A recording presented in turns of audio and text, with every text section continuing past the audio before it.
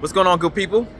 Just wanted to come on here real quick and first of all, if you make it through this whole video, you a real one, because I'm gonna share three things about something that I learned that kind of came together this past weekend.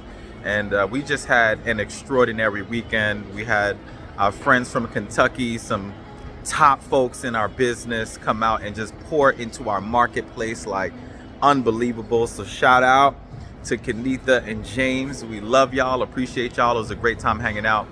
But I want to talk to you about story. Number one, everybody has a story. You have a story, I have a story. And oftentimes we don't get a chance to share these stories with people.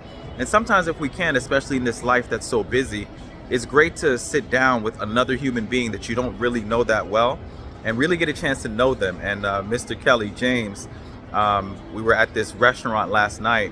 And long story short, we ended up being there after closing by ourselves, just the four of us two couples, myself and Raquel and the Kellys. And we got a chance to really hear the story of this amazing gentleman, the business owner of that restaurant.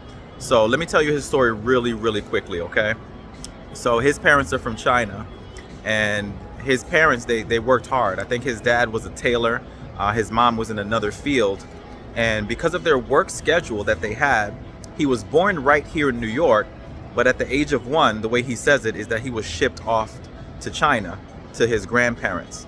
And that's where he was raised, by his grandparents, until he was 12 years old. So when he came back, and he jokes about it, and he says after he learned how to cook, they shipped him back because they knew that if he was home by himself, he could at least eat and survive. So he came back to the United States to live with his parents. And when he went off to college, he became, I think, an electrical engineer. Follow me for a second, okay? So he became an electrical engineer. He graduated. And then once he graduated, he went straight into the work field. And he was making $75,000 a year in his early 20s, which was a pretty high paying job, 20 years ago. And he said something that I'll never forget. He said, I was working, but I was just working, coming back, working, coming back, and he felt unfulfilled. So that's the word that he used.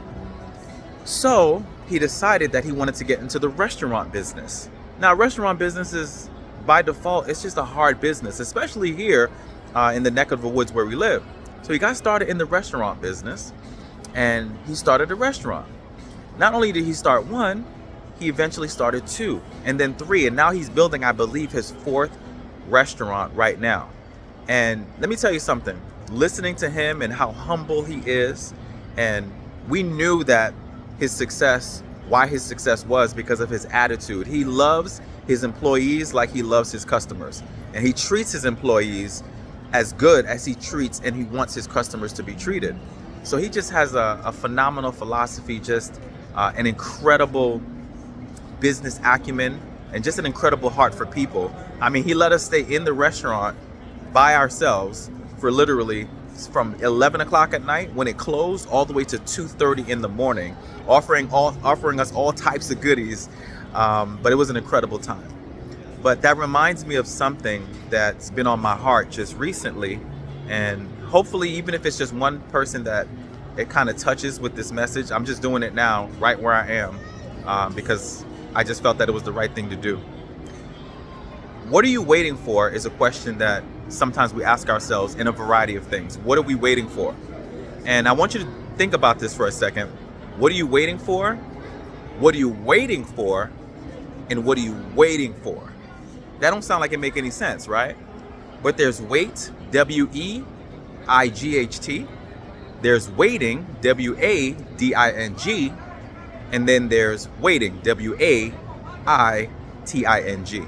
And obviously, when we talk about what are you waiting for, we're talking about what are you literally waiting for, WAIT.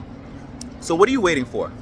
In life, I find, especially being an entrepreneur now for the past 20 years, is that oftentimes we're waiting for something to happen in our lives before we actually make some kind of shift. Think about it. There's been a time in our life where we're like literally, not consciously sometimes, we're waiting for something to happen so that way we can shift. And sometimes it's for our betterment, sometimes it's not for our best interest. So I'm thinking about waiting. What are we waiting for? WAITING.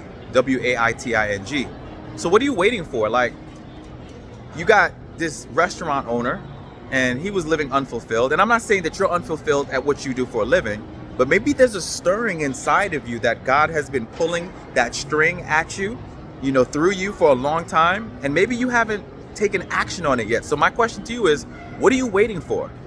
And then WADING, what are you waiting for?